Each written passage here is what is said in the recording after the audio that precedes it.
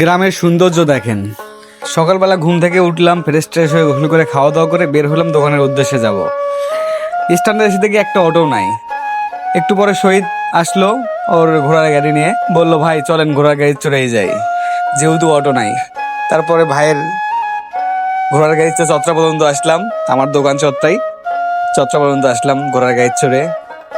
আসলে ঘোড়ার গাড়ি চড়ে অন্যরকম একটা ফিলিংস হলো, অনেক অভিজ্ঞতা হলো। হ্যাঁ, ঘোড়ার গাড়ি চড়ে আসার মজাই আলাদা।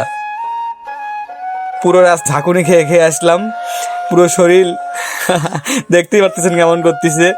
হ্যাঁ, গ্রামের সৌন্দর্য আসলে অতুলনীয়, যা শহরে পাওয়া যাবে না।